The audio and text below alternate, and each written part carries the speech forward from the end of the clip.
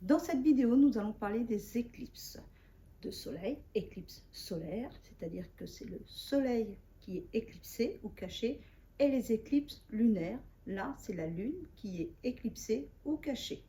Nous allons utiliser cette maquette avec le soleil, la Terre et la lune qui tourne autour de la Terre, qui est notre satellite naturel. Alors, sur cette maquette, les facteurs entre les différentes tailles des astres et les distances ne sont absolument pas respectés. Je vous explique. Si je prends la référence, le globe terrestre qui fait un diamètre de 6 cm, normalement le Soleil devrait faire un diamètre de 9 mètres et être placé à 630 mètres de la Terre. Et la Lune devrait faire un diamètre de 16 mm, 1,6 cm et devrait être placé à 1,8 m de la Terre. Donc, vous voyez, on ne peut pas respecter le même facteur d'échelle pour tous les astres, sinon on ne pourrait pas avoir une maquette de cette taille. Donc voilà, ça c'est une première chose qu'il faut comprendre. Mais avec cette maquette, je vais pouvoir vous parler des éclipses solaires et lunaires. Alors, parlons tout d'abord de la Terre. On oublie un petit peu la Lune. La Terre fait le tour du Soleil en 365 jours et un quart de jour. Donc on dit 365,25. C'est pour ça que tous les 4 ans, il y a un jour de plus pour tenir compte de ce quart de jour. Au bout de 4 ans, ça fait un jour. Et il y a une année à 366 jours. Et les autres sont à 365 jours. Alors, elle tourne dans le plan appelé le plan de l'écliptique. Alors, vous comprendrez pourquoi on appelle ça le plan de l'écliptique tout à l'heure. Et c'est le plan dans lequel tournent à peu près toutes les autres planètes. Alors, la Terre est inclinée comme ceci, toujours vers le même point du ciel, qu'elle soit ici, ici ou ici, et pointe vers le même point du ciel. Alors, ce point coïncide avec l'emplacement de l'étoile polaire, pratiquement. Donc voilà, déjà pour ça. Et c'est cette inclinaison qui explique qu'il y a des saisons sur Terre. Ça sera expliqué dans une autre vidéo. Alors, vous savez aussi que la Terre tourne sur elle-même en environ 24 heures. En fait, c'est 23 heures et 56 minutes et 4,3 secondes. On appelle ça la durée du jour sidéral. Mais il y a bien 24 heures entre le moment, par exemple, où on voit le soleil le plus haut dans le ciel. 24 heures après, il est à cet endroit également. Alors, par rapport à des étoiles placées dans le ciel, la Terre fait bien le tour sur elle-même en 23 heures et 56 minutes. Mais comme elle se déplace aussi autour du Soleil, eh bien, en fait, il y a eu quelques minutes de plus, et ce qui fait la durée du jour à 24 heures. Alors, la durée du jour et de la nuit dépend des saisons. Mais on peut dire qu'ici, il est midi au Soleil, qu'ici, il est minuit, ici, 6 heures du soir, 18 heures, et ici, 6 heures du matin. Donc, quand la Terre tourne sur elle-même, une partie est éclairée, il fait jour, et là, on rentre dans l'ombre propre de la Terre. Les gens qui habitent par ici, il fait nuit. Alors, maintenant, nous allons parler de la Lune. La Lune fait le tour de la Terre en environ 28 jours. En fait, c'est 27 jours et 13 heures. On arrondit à 28 jours. Donc, elle fait le tour en environ 28 jours, comme ceci. Le plan dans lequel elle fait le tour de la Terre, ça s'appelle le plan de l'orbite lunaire. Là, le plan de rotation de la Terre autour du Soleil, on appelle ça le plan de l'écliptique, mais on peut aussi appeler ça le plan de l'orbite terrestre. Donc là, pour le plan de l'orbite lunaire, en fait, ce plan fait un angle de 5 degrés avec le plan de l'écliptique. Donc voilà, alors ça, évidemment, c'est accentué. Et la plupart du temps, la Lune est soit au-dessus, soit au-dessous. Alors, en fait, ce plan, exactement, c'est 5 degrés et 9 minutes. Alors, quand la Lune est ici, c'est la pleine lune. Depuis la Terre, je vois tout le disque éclairé. Donc, vous allez mieux voir sans la lumière. Donc là, depuis la Terre, je vois tout le disque éclairé. 15 jours après, alors ce qu'il faut savoir quand on dit qu'elle fait le tour en environ 28 jours, en fait, quand elle est par exemple dans cette position-là, elle va revenir à cette position-là, mais comme la Terre a un petit peu avancé en un mois, eh bien, pour avoir le même aspect de la Lune, la pleine Lune, il faut environ plutôt 29 jours. On dit que la lunaison est de 29 jours. Donc, 15 jours après, elle est dans cette position-là. Depuis la Terre, nous ne pouvons pas la voir, puisque là, on ne voit que l'ombre propre, hein, il n'y a rien de la Lune qui est éclairée. Donc, on ne la voit pas, on appelle ça la nouvelle Lune ou la Lune noire. Et entre ces deux positions, la nouvelle lune et la pleine lune, la partie éclairée de la lune change. Ici, on a, depuis la Terre, on voit un croissant sur la droite. Ici, la moitié droite éclairée, on parle de premier quartier, etc. Là, la pleine lune. Ça, ce sont les phases de la lune. Alors ça sera expliqué dans une autre vidéo. Donc ici, pour les éclipses, ce qui m'intéresse, c'est la pleine lune et la nouvelle lune. Vous allez comprendre pourquoi. Alors, ce qu'il faut aussi savoir, c'est que la lune a la particularité d'être 400 fois plus petite que le soleil, mais elle est 400 fois plus proche de nous. Ce qui fait qu'elle a dans le ciel à peu près le même diamètre apparent que le soleil, la même taille. On la voit de la même taille, car elle est 400 fois plus petite, comme je viens de dire, mais 400 fois plus près. Alors, il y a des petites différences, je vais en parler tout à l'heure. Et donc, comme elle a la même taille apparente, imaginez qu'elle fasse le tour de la Terre dans le même plan que l'écliptique. Eh bien, quand elle est ici, elle pourrait cacher complètement le soleil. C'est une éclipse de soleil. 15 jours après, elle serait complètement dans l'ombre de la Terre. C'est une éclipse de lune. Et ça arriverait tous les mois, éclipse de lune, éclipse de soleil tous les mois. Alors, ce n'est pas du tout le cas, puisque, je vous l'ai dit, l'orbite lunaire est inclinée de 5 degrés et 9 minutes, si on veut être précis. Donc, en général, la Lune est soit au-dessus ou en dessous. Et il est très rare qu'elle coupe complètement le plan. Alors ça, je vais vous le montrer sur un dessin, ça va être plus facile à expliquer. Alors voilà en schéma, ici vous avez le plan de l'écliptique, c'est-à-dire le plan de rotation de la Terre autour du Soleil, comme on a dit tout à l'heure. Je l'ai représenté en gris et vous avez ici la Lune qui tourne dans son plan de l'orbite lunaire, que j'ai représenté en bleu. Quand c'est bleu foncé, c'est que c'est au-dessus, et quand c'est bleu clair, c'est que c'est en dessous. Et ce plan de l'orbite lunaire se déplace parallèlement, comme vous voyez ici. Et il fait un angle de 5 degrés avec ce plan de l'écliptique. Donc, il y a des cas de figure, quand elle est comme ça, on va avoir une éclipse totale de soleil. Vous allez aussi, dans cette vidéo, comprendre pourquoi les éclipses totales de soleil sont rares et pourquoi celles de lune sont beaucoup moins rares. Alors, pourquoi les éclipses de soleil sont rares? C'est parce qu'il faut que simultanément, la lune coupe le plan de l'écliptique au bon moment et au bon endroit, de manière à qu'elle s'aligne parfaitement avec la Terre et le Soleil. Un alignement complet. Et là, on a une éclipse totale de Soleil. L'ombre de la Lune va être donc sur la Terre, une toute petite zone. Et vous allez avoir aussi une zone de pénombre. Parce qu'en fait, ici, on a une source large.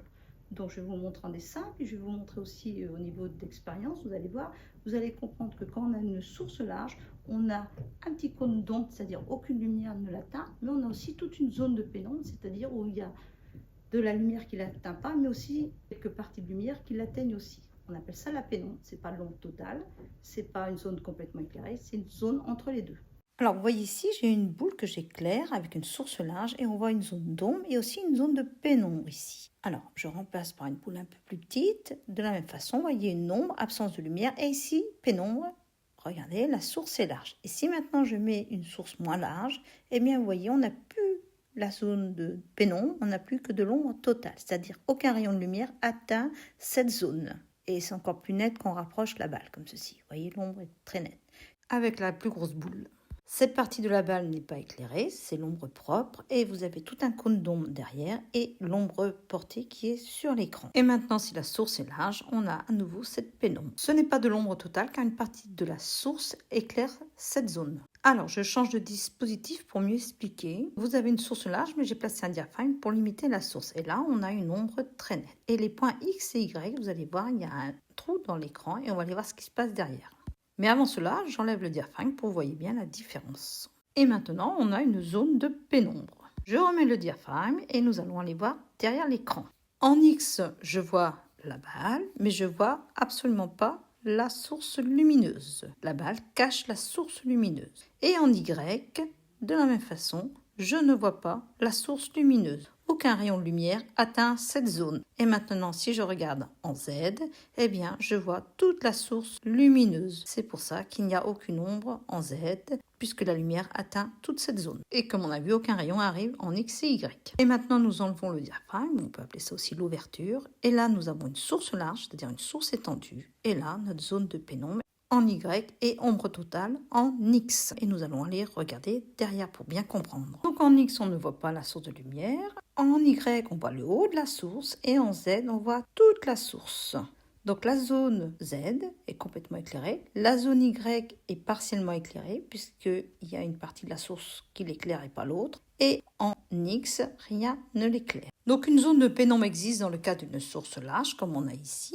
Alors j'explique pour la zone de pénombre en haut ici. Cette zone n'est pas éclairée par le bas de la source. Par contre, elle est éclairée par le haut de la source. Donc ce n'est pas une zone complètement éclairée ni complètement à l'ombre, c'est une zone de pénombre. Et même chose pour le bas de la pénombre, c'est en fait le bas de la source qui l'éclaire et pas le haut. Alors je vous explique avec ce schéma. Ici vous avez une source étendue de lumière qui éclaire dans toutes les directions. Une boule est sur le chemin de la lumière. Et donc les rayons issus du haut de la source ici peuvent atteindre cette partie-là, mais pas les rayons du bas de la source. De la même manière, ici, les rayons du bas de la source peuvent atteindre, mais pas les rayons du haut de la source. Et donc ces deux rayons ici sont très importants, car derrière, il n'y a aucun rayon de lumière issu de la source qui peuvent atteindre cette zone-là. Et c'est une zone complète d'ombre.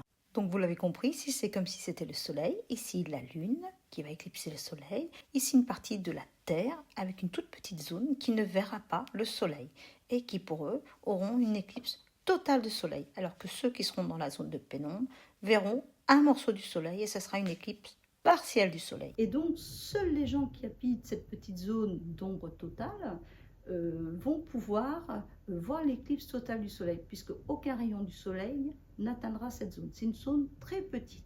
Et au fur et à mesure que la Terre tourne sur elle-même, eh bien, cette zone d'ombre va parcourir une bande sur la Terre très étroite. Faisons une petite simulation. Alors évidemment, ce n'est pas une source suffisamment large pour avoir une pénombre suffisante. Et puis les tailles et distances ne sont absolument pas respectées. Donc là, vous voyez une zone d'ombre très importante. Elle est beaucoup plus petite sur la Terre. Je vais vous en parler tout à l'heure. Et en prenant une balle un peu plus petite, on voit mieux cette zone de pénombre et la taille de l'ombre est plus réaliste. Alors ici, nous avons le Niger qui fait à peu près une taille de 800 km environ. Et si on respecte la même échelle, on a une ombre ici qui fait à peu près 270 km. Ce qui correspond à la taille maximale que peut avoir l'ombre sur le globe terrestre pour une éclipse totale. Autour, c'est une zone de pénombre qui est beaucoup plus large, mais qui est difficilement visible ici. Et quand la Terre tourne sur elle-même, cette ombre se déplace sur la Terre et ça correspond à une bande très étroite. Seuls les gens où cette zone est sur la Terre auront une éclipse totale de soleil. Ceux qui seront dans la pénombre verront une éclipse partielle, juste un bord du soleil éclipsé, et les autres qui ne seront pas dans cette zone ne verront pas l'éclipse. Alors, dans cette situation, on dit qu'elle est sur la ligne des nœuds. On peut donc avoir une éclipse totale à la nouvelle lune en pleine journée pour les gens qui habitent ici dans cette zone-là, qui est très étroite et donc concerne très peu de personnes. C'est pour ça qu'une éclipse totale de soleil est très rare. Et les gens qui sont dans cette zone ne vont pas voir le soleil pendant une durée maximale de l'ordre de 8 minutes. Et donc il fera nuit en plein jour. Par contre, on va pouvoir voir la couronne solaire tout autour, comme ceci. Mais les phases avant et après la totalité sont extrêmement dangereuses car vous savez très bien qu'il ne faut pas regarder le soleil et vous devez être équipé de lunettes comme ceci. Mais ne pas utiliser les anciennes lunettes, il faut en acheter des nouvelles. Ou alors un système comme ceci qui est à durée illimitée. Ça, je l'explique dans cette vidéo.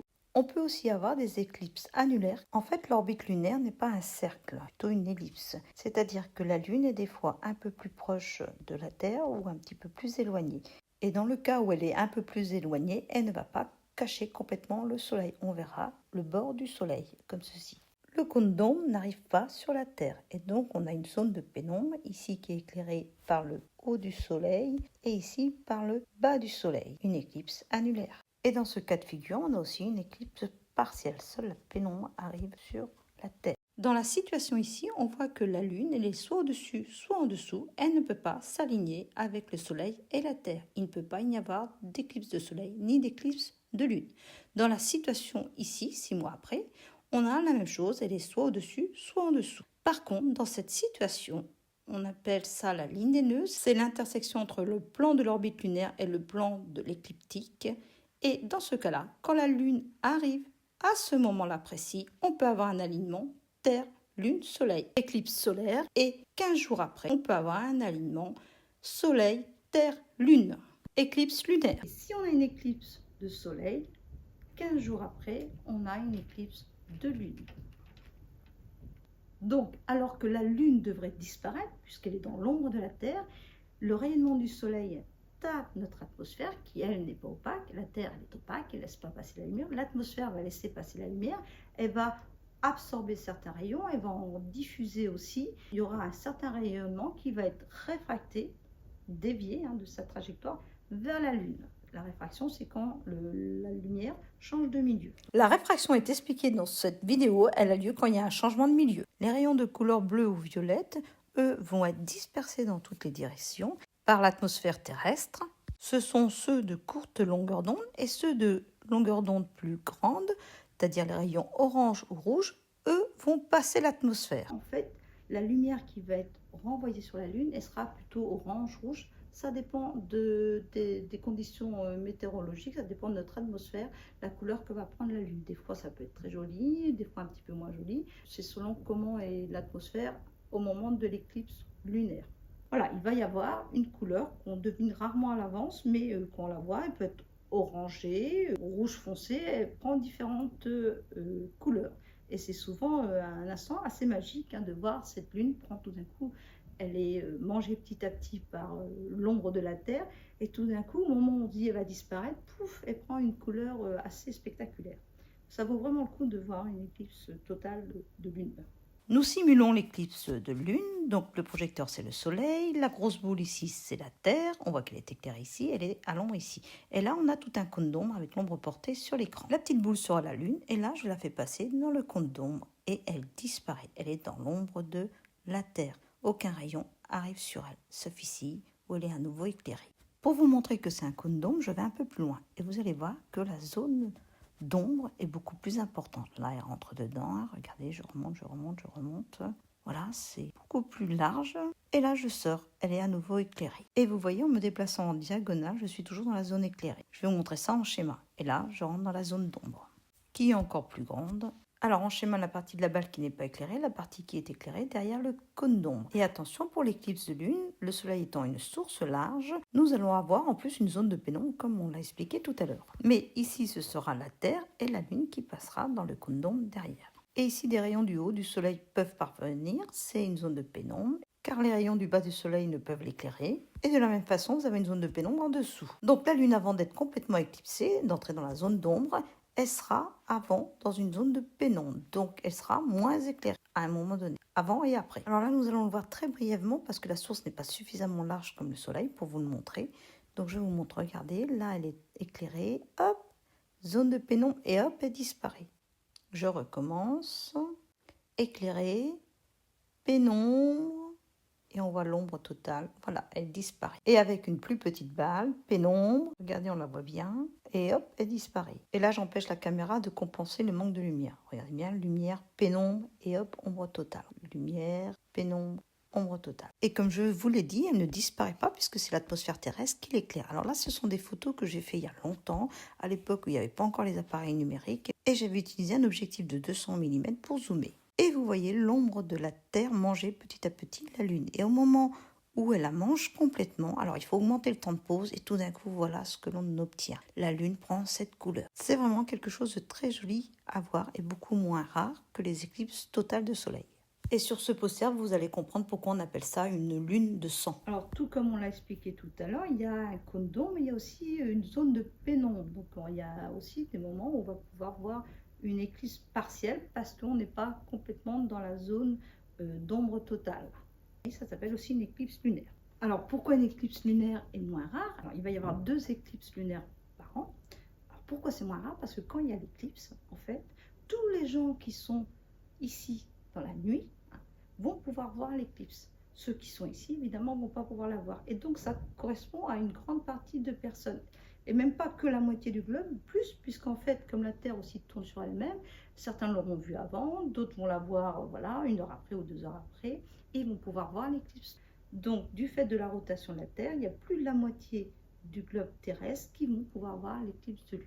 Alors, certains vont voir juste la fin, certains juste le début, certains vont voir juste l'éclipse, c'est-à-dire la lune s'éclipser un petit peu, mais pas la phase de totalité. Voilà, tout dépend où vous êtes situé sur Terre. Mais par rapport à l'éclipse totale de soleil, où c'est une toute petite zone dans laquelle vous pouvez voir l'éclipse totale de soleil, là c'est une zone beaucoup plus grande qui peuvent l'observer. Voilà la différence. Je reviens rapidement sur l'éclipse de soleil. Alors en fait, l'ombre toute la trace d'ombre, c'est une bande large, enfin, de 270 km, ce qui correspond à pas grand-chose par rapport à la taille de la Terre. Alors c'est au maximum 270 km. Et par contre, la pénombre, elle est environ de 7000 km de large. Donc si la pénombre est de 7000 km de large, beaucoup de gens pourront quand même voir l'éclipse partielle. Et ceux, pour la totalité, c'est ceux qui sont dans la zone où il y a la bande d'ombre de 270 km de large au maximum. Donc très peu de personnes en fait. Alors pour résumer, on ne peut pas avoir d'éclipse dans cette zone-là ni dans celle-ci. Par contre, ici, nous pouvons avoir une éclipse de soleil ou de lune. Alors pas forcément totale. Et on peut même avoir 2 éclipses de soleil partielles dans le même mois. À ces 2 périodes, on parle de saison des éclipses. Et voilà pourquoi le plan de l'orbite terrestre s'appelle le plan de l'écliptique. En un an, on peut avoir 4 à 7 éclipses avec au moins 2 de soleil et 2 de lune. Et les éclipses totales de soleil sont extrêmement rares. En France, on en a vu une en 1912, en 1961, celle d'août 1999 et la prochaine en 2081. Et la bande bleue ici représente les gens qui ont pu voir l'éclipse totale de soleil de 1999. Et vous voyez qu'il fallait être dans le nord de la France pour la voir, donc extrêmement rare. Et voici quelques autres vidéos autour de l'astronomie, il y en a plus d'une quinzaine que vous pouvez découvrir sur cette chaîne Le Labo Science. Je vous mets la playlist astronomie, j'indique aussi 2 autres thèmes scientifiques qui sont abordés sur cette chaîne, mais il y en a beaucoup d'autres.